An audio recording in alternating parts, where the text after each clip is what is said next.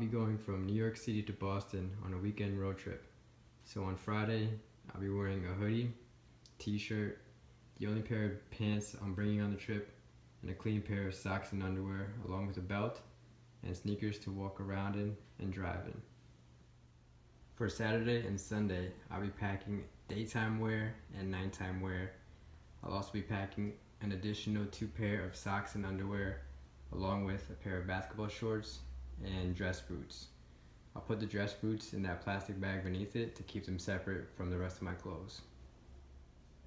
My essentials will fit in this toiletry bag and keep them separate from the rest of my clothes. For the car, I'll be packing this duffel coat along with my hat and gloves and some water bottles and a water bottle just for snacks. This I got from Outlook Safaris in South Africa, and I just use it for snacks. So here's everything I'm bringing for this weekend trip.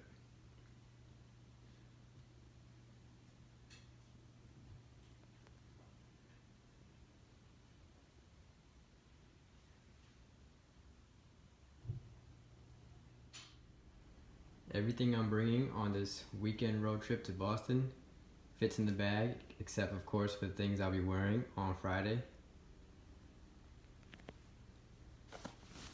Even the snacks. I got my toiletries in here, and my boots, and all my shirts and underwear and socks. Now one more thing for the car. You do want to check the tire pressure on all the tires, as well as the spare tire. You also want to check the lug nuts to make sure they're nice and tight, because you are going on a long trip. You don't want to lose one of those things on the highway. It could happen.